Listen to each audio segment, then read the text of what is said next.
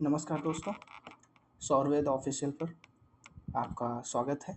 तो आज हम यूपी टेट में पूछे गए प्रीवियस ईयर क्वेश्चन को, वो भी ईवीएस के क्वेश्चंस को सॉल्व करेंगे, जिनकी आने वाली परीक्षा में, जो कि हमारी जुलाई में होने वाली है, उसमें आने की प्रबल संभावना है। तो हम 30 क्वेश्चंस का ये एक प्रैक्टिस सेट सॉल्व करेंगे और देखते हैं कि हमारी तैयारी अभी तक कैसी हुई है। तो चलिए शुरू करते हैं। और ये जो मैंने प्रैक्टिस सेट लिया है, ये हमारा प्रीवियस ईयर का प्रैक्टिस सेट है, जो परीक्षा हुई थी 23 जनवरी 2022 को। तो चलिए एक एक करके हम क्वेश्चन को सॉल्व करते हैं।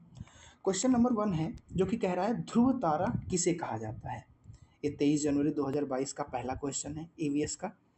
तो कह रहा है ध्रुव तारा किसे कहा जाता है। तो किसे कहा जाता है, तो ध्रुव तारा कहा जाता है उत्तरी तारे को। किसे कहा जाता है, ध्रुव तारा उत्तरी तारे को कहा जाता है। ठीक है, ऑप्शन नंबर सी हमारा क्या हो जाएगा, करेक्ट आंसर हो जाएगा। तो ध्रुव तारा उत्तरी तारे को कहा जाता है और यह आसमान में उत्तर की दिशा की ओर स्थिर रहता है।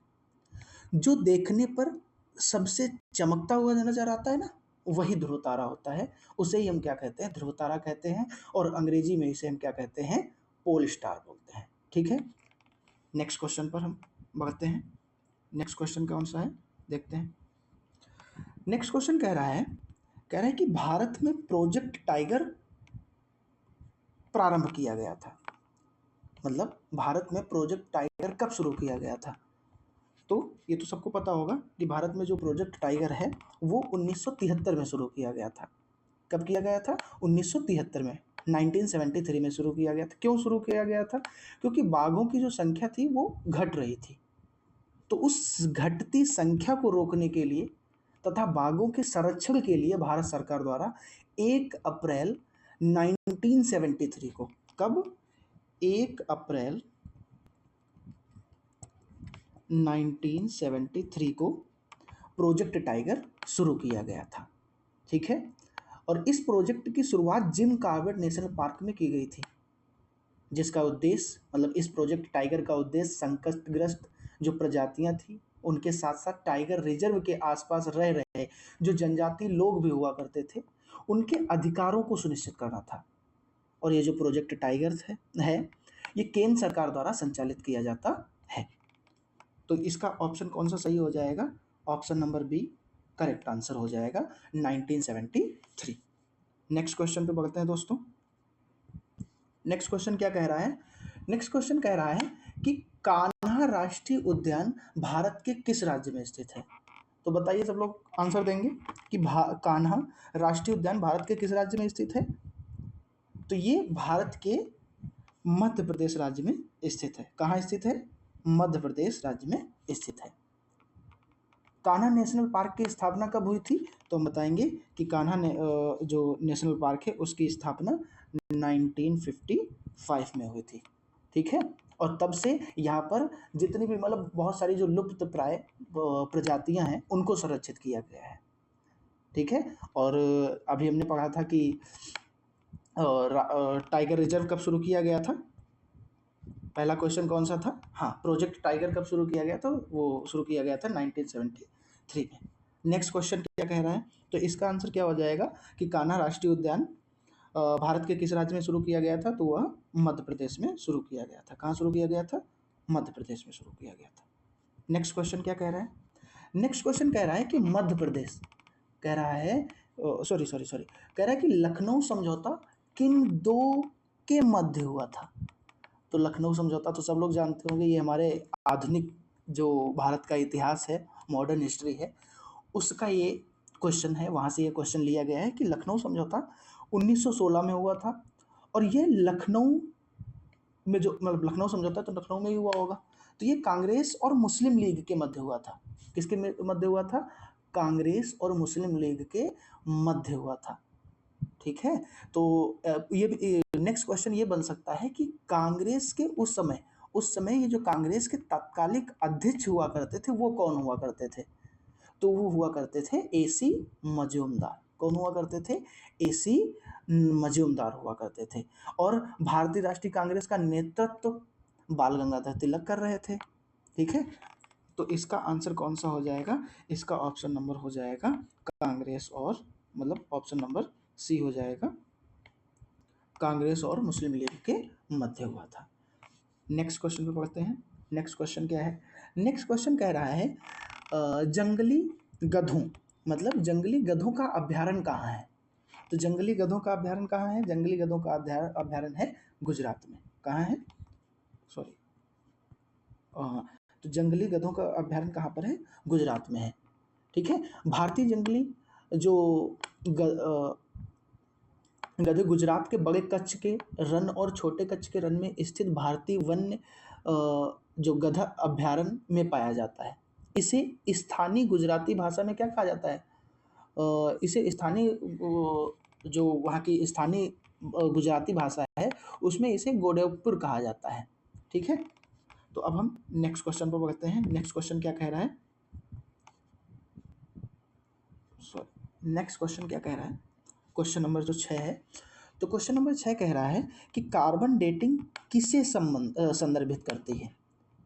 कार्बन डेटिंग रेफर्स टू, तो कार्बन डेटिंग जो है, देखो कार्बन डेटिंग क्या है? तो ये जो कार्बन डेटिंग होती है वो प्राचीन स्थलों में मौजूद जो हड्डियां होती हैं, जो फॉसिल फ्यूल्स होते हैं, या जो सामग्रियां की आयु, मतलब जैसे पुरानी सामग्रियां हो गई प्राचीन समय की, तो उनकी आयु का पता लगाया जाता है कि ये कितने साल पुरानी है। वैज्ञानिक भाषा में कहा जाए तो इसे क्या कहेंगे? कार्बन डेटिंग के जरिए जो कार्बन 12 और कार्बन 14 होता है, इनके बीच में अनुपात निकाला जाता है। अच्छा, कार्बन 14 क्या है? तो कार्बन 14 एक तरह से कार्बन का ही रेडियोधर्मी आइसोटोप है। इसका अर्ध आयुकाल 5730 साल का है। कार्बन डेटिंग को रेडियो एक्टिव पदार्थों की आयु सीमा निर्धारित करने में प्रयोग किया जाता है।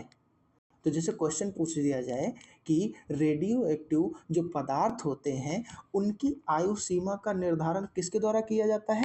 तो हम ऑप्शन लगाएंगे कि कार्बन डेटिंग के द्वारा किया जाता है। तो यहाँ पर क्वेश्चन क्या कह रहा है कि कार्बन डेटिंग किससे संदर्भित करता है? तो यहाँ पर कार्बन डेटिंग हमारा संदर्भित करता है प्राचीन स्थलों में प्राप्त हड्डियों या सामग्री की आयु का पता लगाने में। ठीक है दोस्तों। नेक्स्ट क्वेश्चन क्या कह रहा है? ये देखिए, ये हमारे पॉलिटी का क्वेश्चन आ गया। पॉलिटी का क्वेश्चन क्या कह रहा है? कह रहा है कि संविधान सभा ने राष्ट्रीय गान को कब अपनाया था? कह रहा है कि संविधान सभा में राष्ट्रीय गान को कब अपनाया गया था? जो संविधान सभा थी उसने राष्ट्रीय गान को कब अपनाया? तो इसका जो आंसर हो जाएगा वो हो जाएगा 24 जनवरी 1950, मतलब 24 जनवरी 1950। संविधान सभा ने 24 जनवरी 1950 को राष्ट्रीय गान को अपनाया था। अच्छा, ये लिखा किसके द्वारा गया था? तो ये रविन्द्रनाथ टैगोर के द्वारा मूल रूप से बांग्ला भाषा में रचित, मतलब लिखा गया था। और इसके गायन का जो समय होता है वो 52 सेकंड का होता है, और इसकी जो संक्षिप्त अवधि होती है वो 20 सेकंड की होती है।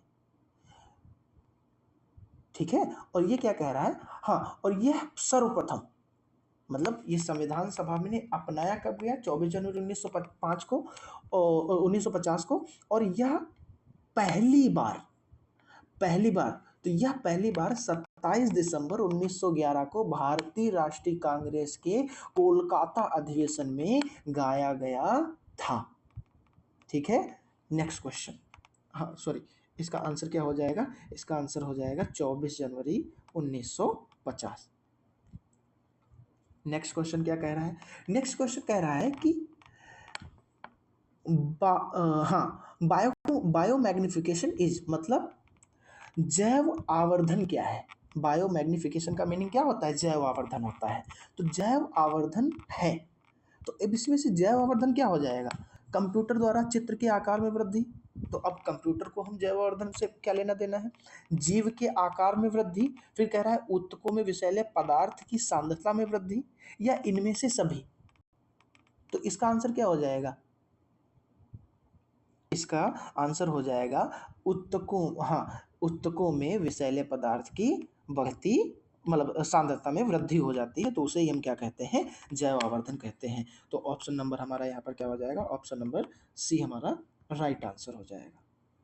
ठीक है। तो जैव आवर्धन है तो ये क्या है, ऊतकों में जो विषैले पदार्थ की जो सांद्रता होती है उसमें क्या हो जाती है, बढ़ोतरी हो जाती है।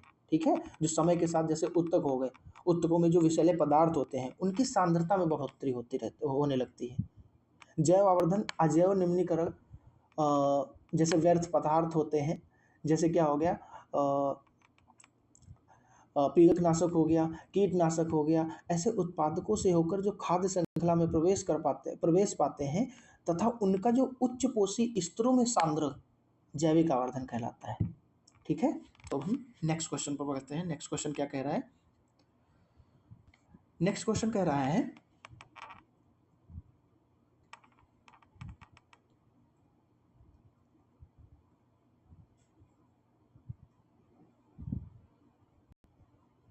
हाँ, नेक्स्ट क्वेश्चन कह रहा है कि निम्नलिखित में से कौन जैव मंडल का अजैविक घटक नहीं है।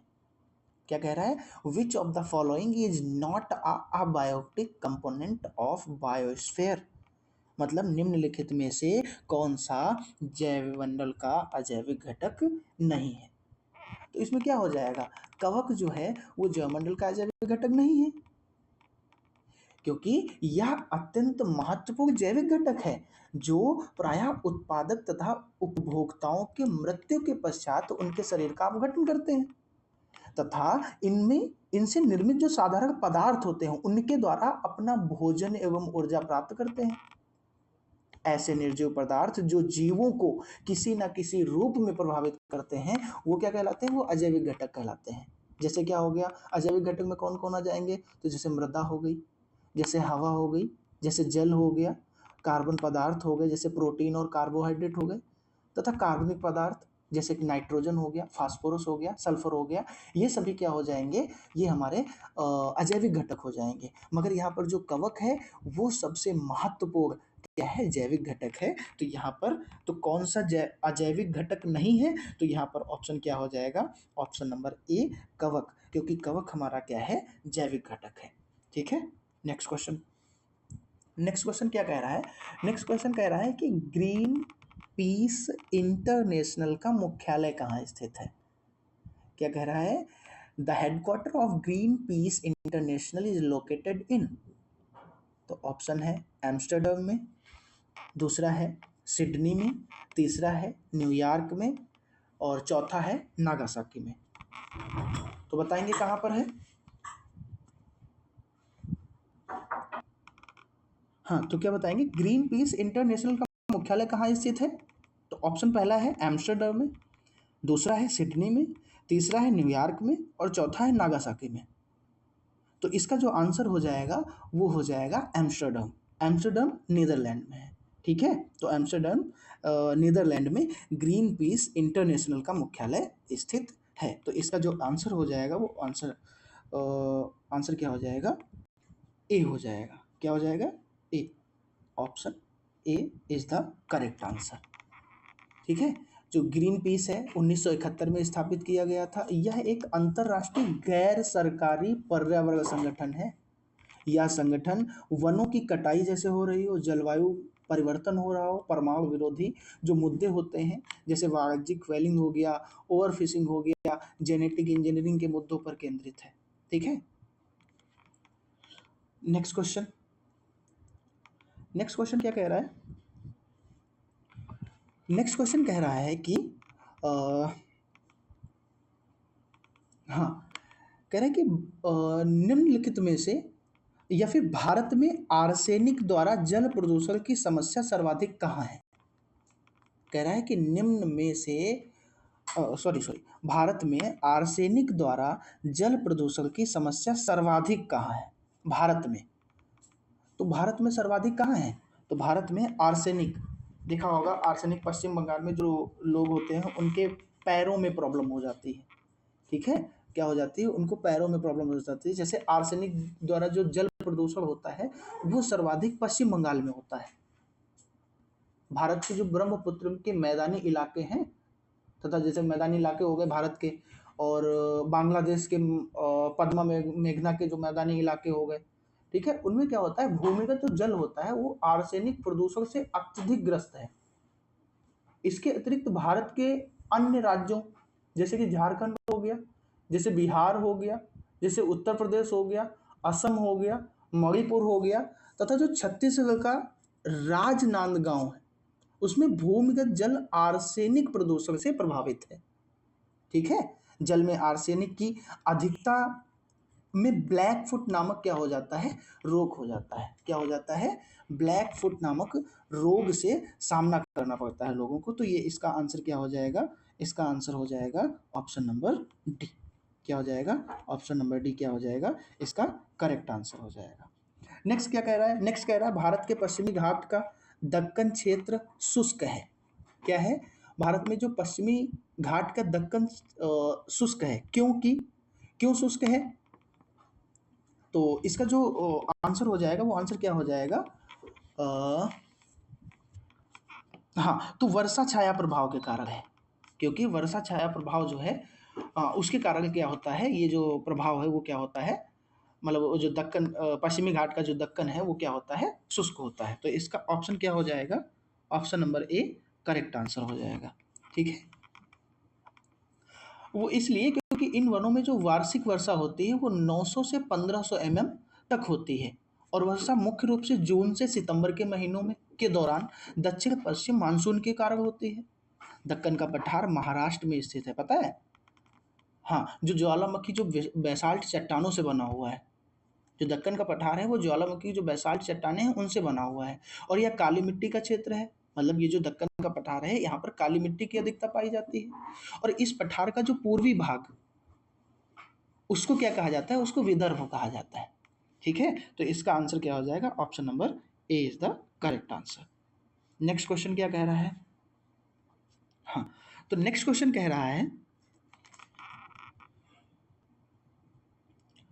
नेक्स्ट क्वेश्चन कह रहा है कि वन्यजीव संरक्षण अधिनियम पारित किया गया, वन्यजीव संरक्षण अधिनियम पारित किया गया तो इसका आंसर हो जाएगा 1972 में। कब पारित किया गया, 1972 में पारित किया गया।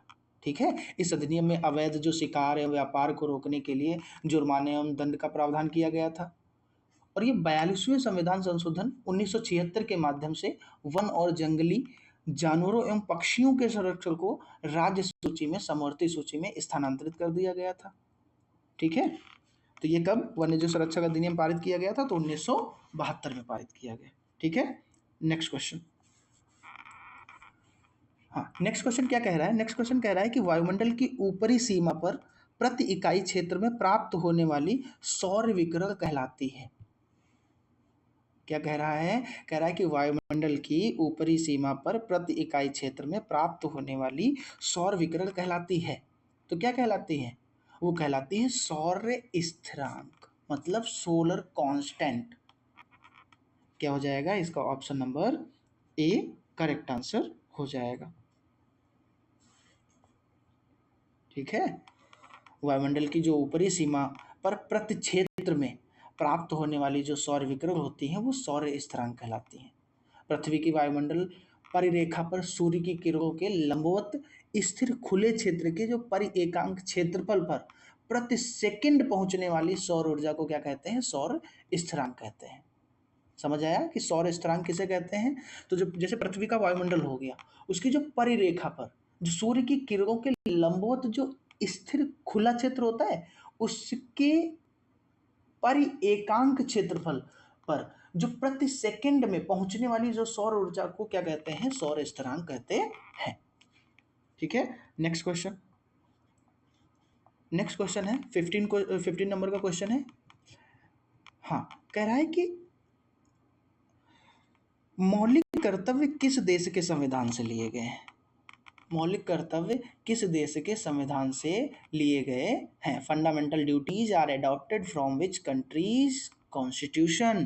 तो इसका आंसर क्या हो जाएगा, इसका आंसर हो जाएगा, बोलो, इसका आंसर हो जाएगा यूएसएसआर। क्या हो जाएगा, यूएसएसआर, यूएसएसआर से लिए गए हैं। जो मौलिक कर्तव्य का जो प्रावधान है वो रूस से लिया गया है, जबकि यूएसए से क्या लिया गया है।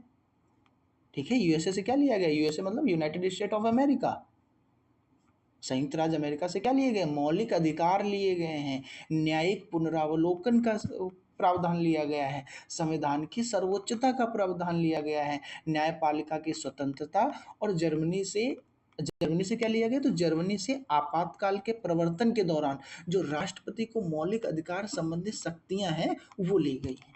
ठीक है, तो इसका आंसर क्या हो जाएगा, इसका आंसर हो जाएगा ऑप्शन नंबर डी। ठीक है, नेक्स्ट क्वेश्चन पर पढ़ते हैं। नेक्स्ट क्वेश्चन क्या कह रहा है, नेक्स्ट क्वेश्चन कह रहा है कि सर्वाधिक जैव विविधता पाई जाती है। ठीक है, सर्वाधिक जैव विविधता पाई जाती है मतलब most biodiversity is found in, most biodiversity is found in. तो सबसे ज़्यादा जैव विविधता कहाँ पाई जाती है, तो ये पाई जाती है शांत घाटी में, साइलेंट वैली में। कहाँ पाई जाती है, तो ये पाई जाती है शांत घाटी में। इसका ऑप्शन नंबर क्या हो जाएगा, ए करेक्ट आंसर हो जाएगा। ठीक है, हाँ, तो सर्वाधिक जैव विविधता शांत घाटी कहाँ है, शांत घाटी है हमारे केरल में। कहाँ है, केरल में है। शांत घाटी कहाँ है, केरल में पाई जाती है। और ये जो घाटी केरल राज्य के पलक्कड़ जिले में, केरल में कहाँ, पलक्कड़ जिले में, जो नीलगिरी की पहाड़ियों में स्थित है। यह विश्व विरासत पश्चिमी घाट का हिस्सा है। ठीक है, नेक्स्ट क्वेश्चन पर बढ़ते हैं। नेक्स्ट क्वेश्चन क्या कह रहा है, हाँ, नेक्स्ट क्वेश्चन कह रहा है कि एलपीजी के संबंध में क्या असत्य है। एलपीजी, तो एलपीजी का फुल फॉर्म क्या होता है, तो एलपीजी का फुल फॉर्म होता है लिक्विफाइड पेट्रोलियम गैस। क्या होता है, लिक्विफाइड, क्या होता है, हाँ, इसका फुल फॉर्म होता है लिक्विफाइड पेट्रोलियम गैस। इसका फुल फॉर्म होता है लिक्विफाइड पेट्रोलियम गैस। तो इसका बताएंगे कि संबंध में क्या असत्य है। तो इसका आंसर हो जाएगा, पहला कह रहा है कि नीली ज्वाला के साथ जलती है, बिल्कुल जलती है नीली ज्वाला के साथ। उच्च उष्मीयमान होता है, भाई उच्च उष्मीयमान होता है तभी तो हमारा खाना पकता है। फिर क्या कह रहा है, स्वच्छ ईंधन है, स्वच्छ ईंधन है तभी उसको हम अपने घरों में यूज कर रहे हैं। मीथेन उत्सर्जन करने, या फिर मीथेन उत्सर्जन करती है, तो यही तो हमारा गलत हो जाएगा। मीथेन उत्सर्जन नहीं करना चाहिए, तो यही क्या हो जाएगा, मीथेन उत्सर्जन नहीं करती है, तो यही इसका क्या हो जाएगा, असत्य हो जाएगा। ठीक है, नेक्स्ट क्वेश्चन क्या कह रहा है, नेक्स्ट क्वेश्चन कह रहा है कि पारतंत्र के घटक हैं, the components of the ecosystem are. ठीक है, तो क्या हो जाएंगे, इसका हो जाएगा जैसे कंपोनेंट, मतलब पारतंत्र के घटक कौन कौन से हो जाएंगे, बताएंगे जरा। हाँ, पारतंत्र के घटक कौन से हो जाएंगे,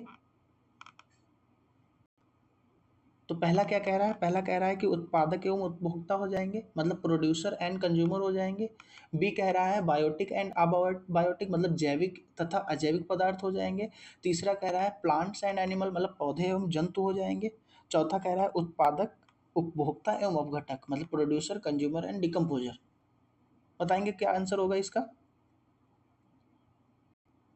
हाँ, तो इसका जो आंसर हो जाएगा वो हो जाएगा पारितंत्र के घटक जैविक तथा अजैविक पदार्थ होते हैं।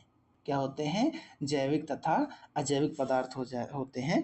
ऑप्शन नंबर बी क्या हो जाएगा, करेक्ट आंसर हो जाएगा। ठीक है, तो नेक्स्ट क्वेश्चन क्या कह रहा है, हाँ, तो इसको थोड़ा सा समझ लेते हैं। देखो क्या कह रहा है, हाँ, तो यहाँ पर देख लेते हैं प्रोड्यूसर में कौन कौन आ जाएगा, क्योंकि इससे भी क्वेश्चन पूछा जाता है। प्रोड्यूसर में कौन कौन आ जाएगा, तो प्रोड्यूसर में जैसे जीवाणु आ जाएगा। ठीक है, मतलब उत्पादक। फिर जैसे शैवाल आ जाएगा। ठीक है, अब जैसे ये जैविक घटक का पार्ट है, और फिर हम देख लें जैसे अपघटक में कौन कौन आ जाएगा।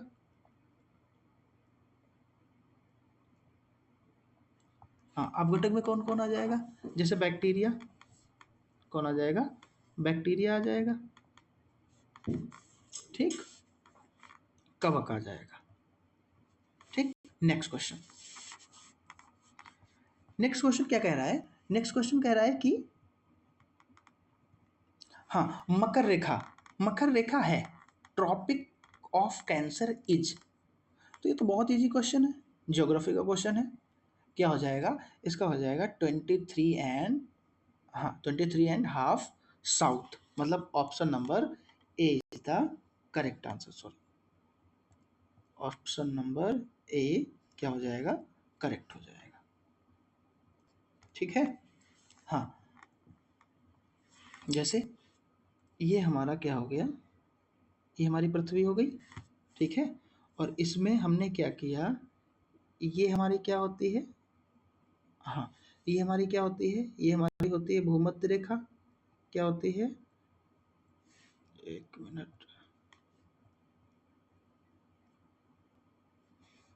हाँ इस रेखा को क्या बोलते हैं, इसे बोलते हैं भूमध्य रेखा, भूमध्य रेखा बोलते हैं इसे, ठीक है। और ये जो ये क्या होती है, और इसे 0 डिग्री लाइन भी बोलते हैं। ये जो ऊपर होती है इसे क्या बोलते हैं, ट्रॉपिक ऑफ कैंसर, मतलब ये होती है हमारी मकर, हाँ मतलब सॉरी सॉरी सॉरी सॉरी, ये हमारी क्या होती है, ये होती है ट्रॉपिक ऑफ कैंसर, क्या, ट्रॉपिक ऑफ, हाँ कैंसर, तो ये हमारी हो जाती है, इसको हिंदी में क्या बोलते हैं, एक मिनट ठीक से मैं लिख देता हूँ, ये जो हमारी ऊपर वाली लाइन होती है ये क्या होती है, ये होती है ट्रॉपिक ऑफ कैंसर, ठीक है, इसे बोलते हैं कर्क रेखा, ठीक।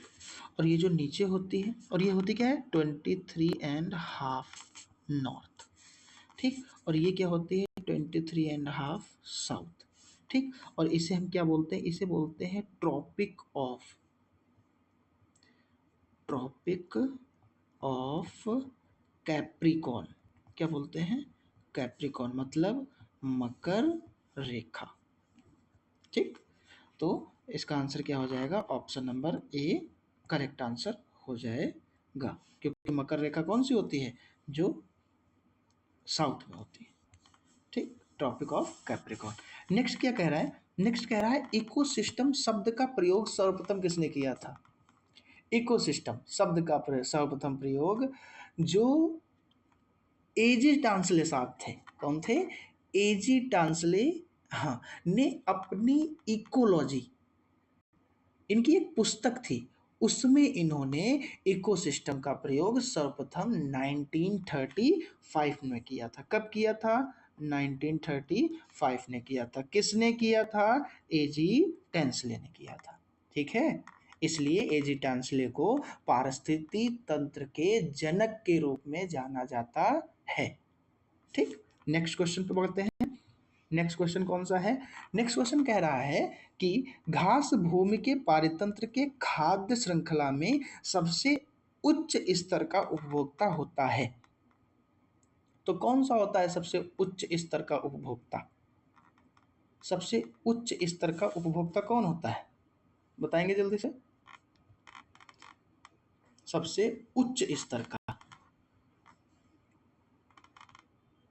सबसे उच्च स्तर का कौन होता है, तो आंसर कह रहा है कि जीवाणु होता है, मांसाहारी होता है, शाकाहारी होता है, या शाकाहारी व मांसाहारी दोनों होते हैं। तो देखो शाकाहारी तो पहले ही आ जाएगा, मांसाहारी कैसे, तो जो उच्च स्तर पर, उच्च स्तर पर मांसाहारी और शाकाहारी तो दोनों जा नहीं सकते, तो उच्च स्तर पर कौन आएगा, चलो इसको डायग्राम से समझ लेते हैं। डायग्राम पहला, पहले नंबर पे कौन आएगा, हम घास को रख लेते हैं, किसको रख लेते हैं, घास, ठीक है।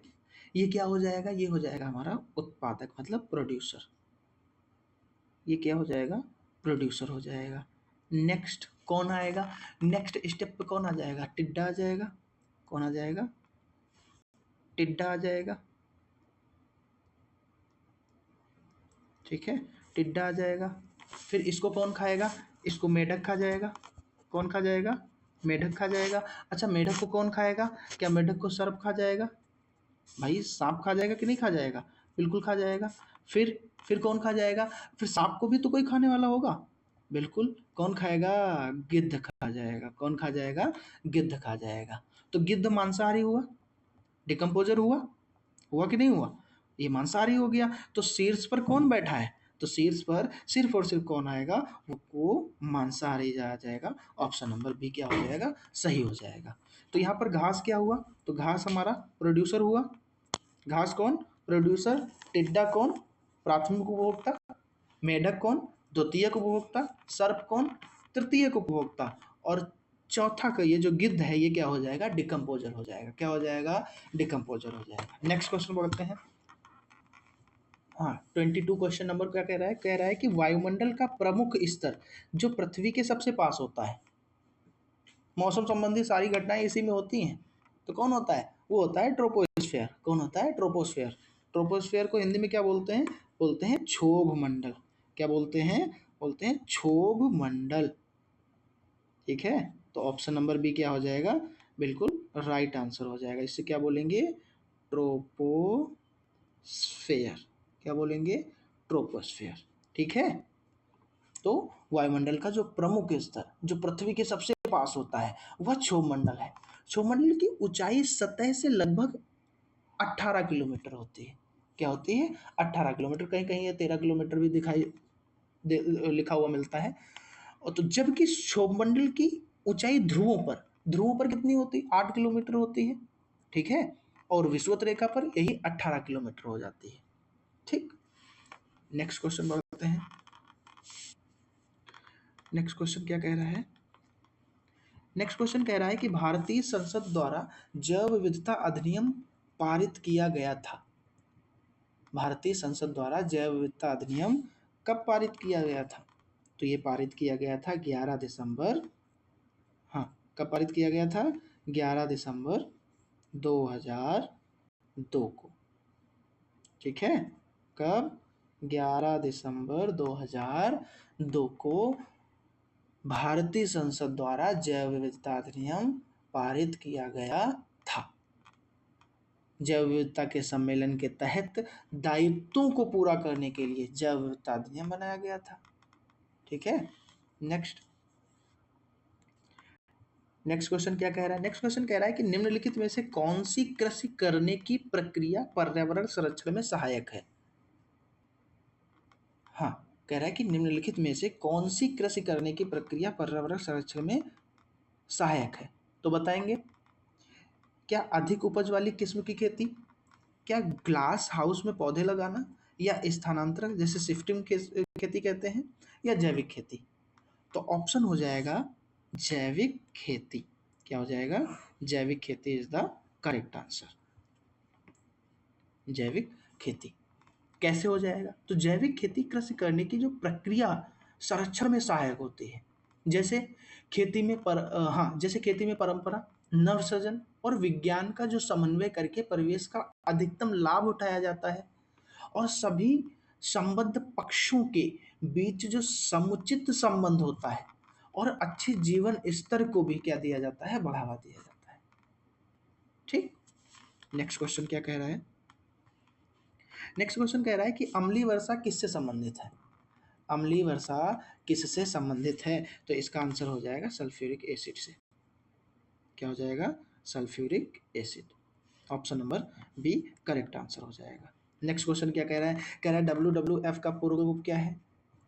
WWF का पूर्व रूप क्या है, मतलब फुल फॉर्म क्या है। WWF स्टैंड फॉर, तो हो जाएगा वर्ल्ड वाइल्ड लाइफ फंड, जिसकी स्थापना होती है 29 अप्रैल, कब, 29 अप्रैल 1961 को। जिसका प्रतीक क्या हो जाता है, मतलब इसका सिंबल क्या हो जाता है, इसका सिंबल हो जाता है ज्वाइंट पांडा। क्या हो जाता है, ज्वाइंट पांडा। ठीक है, ज्वाइंट पांडा हो जाता है। तो इसका फुल फॉर्म क्या हो जाएगा, option number A correct answer हो जाएगा इसका, world wild life fund. Next question क्या कह रहा है, फूलों की घाटी। अब फूलों की घाटी किसे कहा जाता है, तो फूलों की घाटी किसे कहा जाता है, फूलों की घाटी कहा जाता है, हाँ सॉरी, फूलों की घाटी कहाँ स्थित है, तो फूलों की घाटी स्थित है उत्तराखंड में। कहाँ स्थित है, उत्तराखंड में। ऑप्शन नंबर डी क्या हो जाएगा, करेक्ट आंसर हो जाएगा, उत्तराखंड में स्थित है। ठीक है, ऑप्शन नंबर डी।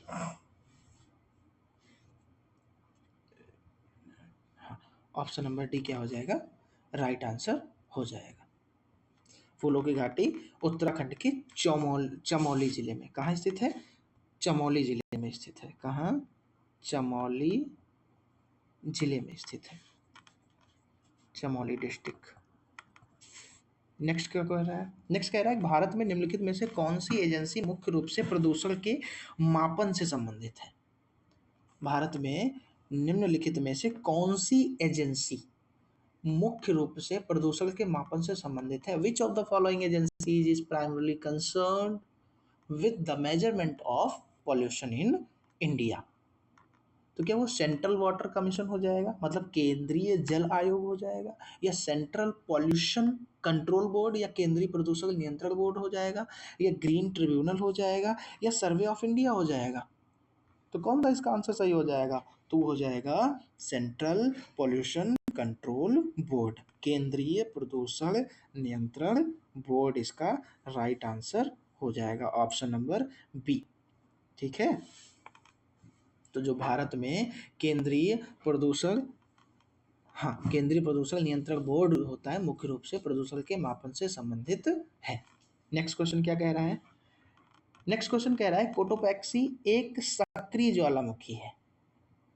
हाँ, कोटोपैक्सी एक सक्रिय ज्वालामुखी है जो स्थित है, कहाँ स्थित है, तो ये एंडीज में, एंडीज पर्वत कहाँ स्थित है, ये एंडीज में स्थित है। ठीक है, कहाँ स्थित है, कोटोपैक्सी एक जागृत ज्वालामुखी है, और ये एंडीज पर्वत कहाँ है, ये साउथ अमेरिका, जो साउथ अमेरिका कॉन्टिनेंट है उसकी एक पर्वत श्रृंखला है एंडीज पर्वत श्रृंखला, उसमें, और वहाँ पर इक्वाडोर जो कंट्री, हाँ, इक्वाडोर जो कंट्री है वहाँ पर स्थित है। ठीक, तो इसका आंसर हो जाएगा एंडीज में। नेक्स्ट क्या कह रहा है, नेक्स्ट क्वेश्चन कह रहा है, नेक्स्ट क्वेश्चन कह रहा है कि तिब्बत की सांगपो नदी भारत में किस नाम से जानी जाती है। तिब्बत की सांगपो नदी भारत में किस नाम से जानी जाती है, तो यह जानी जाती है ब्रह्मपुत्र के नाम से। किस नाम से जानी जाती है, ब्रह्मपुत्र के नाम से जानी जाती है, ऑप्शन नंबर ए इसका राइट आंसर हो जाएगा। ठीक है, ऑप्शन नंबर ए बिल्कुल राइट आंसर हो जाएगा। तो आई होप आप लोगों को ये 30 क्वेश्चंस समझ आए होंगे। आप इसमें से कितने क्वेश्चन सॉल्व कर पाए, उसका जवाब मुझे कमेंट बॉक्स में ज़रूर देना। ठीक है, तो धन्यवाद दोस्तों।